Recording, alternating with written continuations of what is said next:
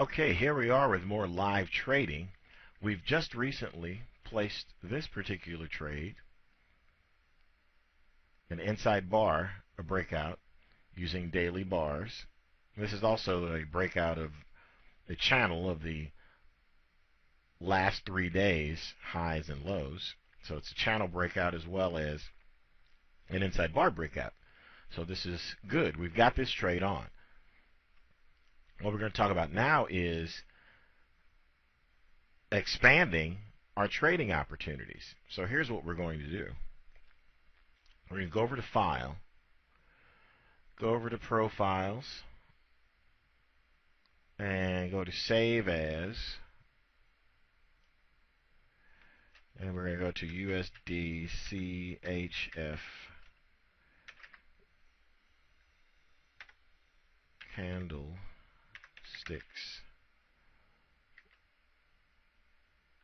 One. Okay, so just name your profile the same way, just like that. There we are. Okay, now here's what we're going to do. What we want to do is we want to use a different currency pair, and we're going to use the US dollar Swiss franc. But we're going to have the same kind of profile setup here. So here we go. Drag, drop, drag, drop, drag, drop, drag, drop, drag, drop. Now here's something that you'll notice is that when we do this, all the trading lines from our orders showing where our orders would be are gone. That's because we don't have any orders in this particular currency pair, but we do have orders in the euro dollar US dollar. I'll just pop back over, go to Profiles. Okay.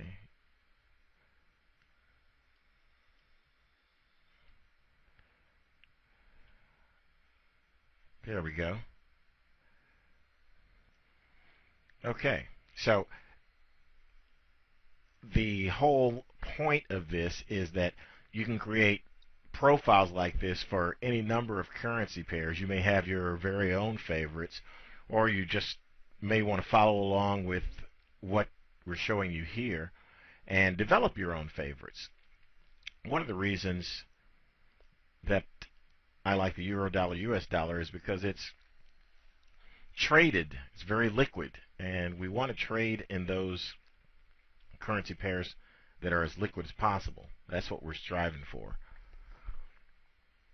The euro dollar US dollar, the US dollar Swiss franc, the pound dollar, and the US dollar Japanese yen, all very liquid, and there are others that are liquid too, but in the majors, which are the ones which contribute the most volume to the Forex market, these are the four that we typically concentrate on, although you can look into other areas and trade pretty much anything you want as long as you have your risk control in place, have your parameters all in, have everything all set. So I'm going to pop back over here to US dollar, Swiss franc. Okay, there we go. That's everything we were looking at before, just in the form of the wonderful US dollar Swiss franc. And as you can see, lots of interesting things. You can look around and find patterns and trades that are of interest to you.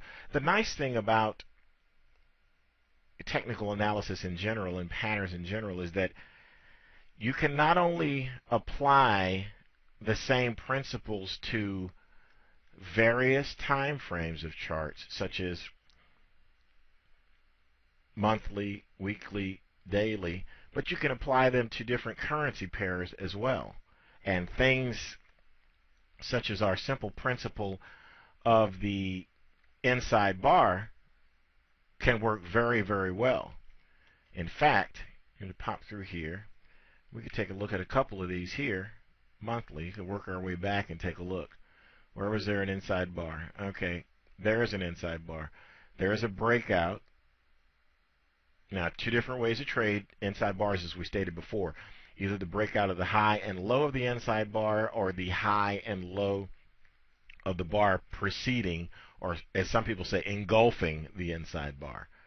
So this broke out to the downside. It didn't ever go back up to get stopped out, and it continued down so far. So that's a good trade. This in and of itself is actually an inside bar. It's a big inside bar right here. Here's another inside bar. Break out of that low. That's looking good. Here's another thing to consider as well. Take a look at this monthly inside bar right here. If you're considering trading it, think about the size. Okay, this is a 1,000 pip bar. So if you're trading on either side of this, then you're talking about 1,000 pip. If you're going short, you're talking about 1,000 pip stop loss on the other side of that. If you're going long, you're talking about 1,000 pip stop loss on the other side of that. So the size of the bars, the magnitude of the move makes a big difference too. Some may have the pattern that you're looking for, but not be of the right type of range of volatility that fit within your risk parameters. See, for instance, this month right here, well, that's almost 2,000 pips. Big move. So you may not want to trade that particular inside bar. So you may look for something, smaller. You may look for something along these lines. That's still big. Monthly trading on monthly charts, period, requires either a lot of capital, either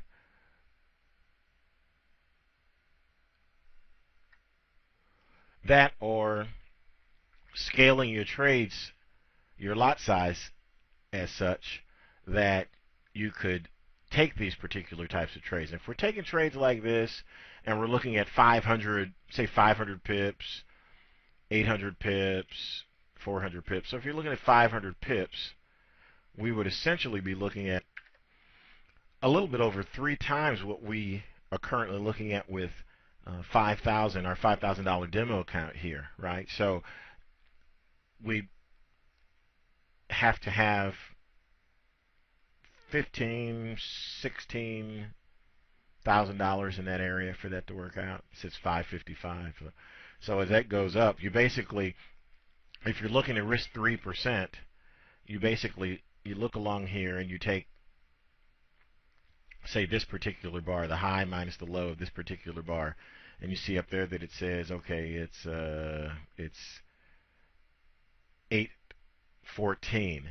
Basically multiply that times 33 and you get a rough idea of where you should be with regard to the standard trade. 814 pips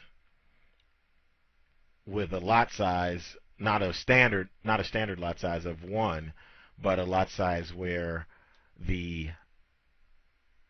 each pip is $1 rather than each pip being $10 like in standard lot size. So it'd be $25,000, and you multiply that times 10 for doing a standard lot, keeping those risk parameters. Some people choose to risk larger amounts. They choose less conservative ways of trading, I guess is what I'm attempting to say here. In preserving your capital, of course, it just makes good sense. Just stick within 1 to 3%, and because you don't know, no one's right all the time, and you don't know when you're going to be wrong next. And why have one mistake cost you your entire account? Doesn't make sense, does it? No. So okay, and close this out. And here is another profile, another another set of opportunities to trade in this market. Could look at the very same thing here, this daily chart,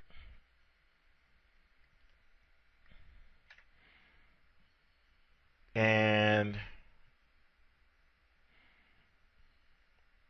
we don't have a clear-cut inside bar here. This particular day may end up being a clear-cut inside bar with this green bar here engulfing all of it, but we don't have one really clear-cut right there. So we could trade a breakout either side of this. I'd like to wait for an inside bar before we make a particular move in that direction. We could see if we could do this on a weekly basis. It's already broken out up there. The week's just starting, so we can't really tell very much about that.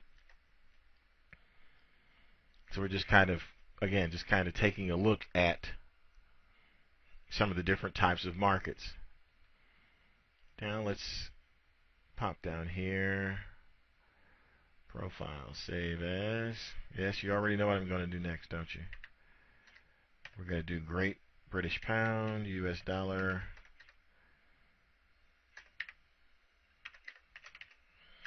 Candlesticks 1. This doesn't necessarily have to be candlesticks the way we're trading it using inside bars currently, but we'll be looking at some additional things, and candlesticks will be one of those. Using candlesticks will be one of those trading methods that you'll find very handy. Okay, here we go. Okay, so we're going to drag and drop, drag and drop. Again, we're just creating another profile, and creating profiles gives us may give us some additional trading opportunities. That's what we're looking for, rather than simply waiting for one particular currency pair to do all the things we'd like to see it do. We multiply our opportunities by multiplying the number of trades that we get involved in different markets. That's a basic principle of diversification, but we have to be careful because it has to be a truly diversified trade, and I'll talk to you more about that in a bit. But for now, let's take a look. Let's enlarge our charts here and see what the Great British Pound has to offer today. That's interesting on the monthly. Okay, this actually is kind of meandering along there. The weekly is, of course, following suit.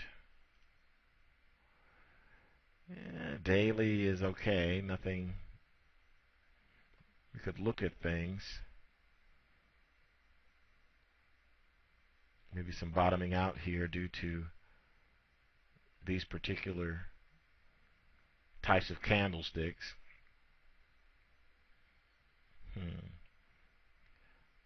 Actually, there we have an inside bar, and we could actually trade the inside bar. Let's take a look. Unfortunately, we can't because 267 pips plus you add 3 on one side for 273 on the other side for 273 outside of our risk parameters. So that's a trade we would pass on. You pass on trades outside of your risk parameters because taking those trades can get you in trouble. Now, when the daily seems like it's too big in a particular currency pair, of course you can always look for those same patterns in smaller time frames, like the 4-hour here. 4-hour is this is a very popular time frame to trade, and it's short term enough for those who enjoy the action itself of Forex trading, because it can provide a lot of trading opportunities, while long-term enough to produce some nice, meaningful moves, as we can see here. Actually, you see right here, breakout of that inside bar Actually, it's to both sides. That's another technique called fading the breakout. So you wait for it to break out one side, and you then place your pending order on the other side of that bar prior to the inside bar. And in this case, if you're going, would have first gone long, perhaps, and then down here, short to stop yourself out. But you want to stay short. Another inside bar here. And this inside bar, as you can see, spinning top. We'll talk about candlesticks, but spinning top, inside bar, and you can see here the slowing down of that particular downside momentum. Going back up. That's actually called an outside bar, when the high is higher than the previous high and the low is lower than the previous low. That's kind of the opposite of an inside bar. Another inside bar, no breakout to the downside. There is a breakout here to the upside. Let's see, yeah, we would have still stayed long based upon the breakout to the upside. And once you're in an inside bar trade, it's going in your direction. Let it continue in your direction. Right? So we'd still be long, still be long, still be long. Then you could either trade, again, the breakout of the inside bar itself or the bar prior to the inside bar. We'd be doing that to the short side. You can see all these things here, which mean that upside momentum is slowing down. You can see that in these candlesticks, that doji and the spinning tops here. But nothing I would trade in particular right here, looking at the 4 hour or even the 1 hour. But again, it's here in case you want to come back and take a look at the pound dollar. We both want to do that later. So okay, we're going to pop over here, and basically this is our exercise in profiles.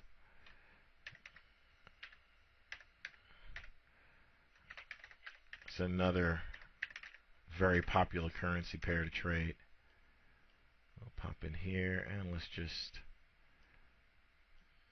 set our profile up. Sorry, wrong one. No problem. If you put the wrong thing in there, just put it in there. Whatever you pop over the top of it, it replaces the previous currency pair anyway. It's pretty neat, huh? Yeah, I love the way this works too. So, okay. So there we have it.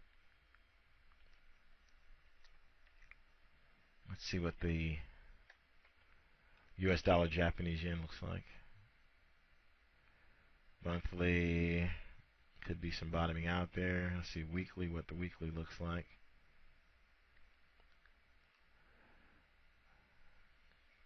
Okay, it's approaching some previous lows back here from December '08. That's interesting. Daily, let's see what things look like. Okay.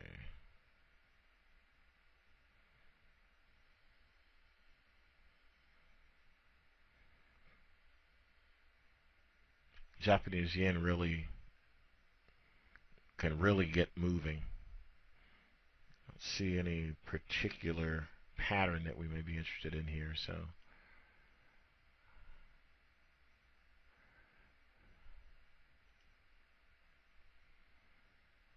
okay, let's see, 4 hour. Again, just shows you have to be selective, and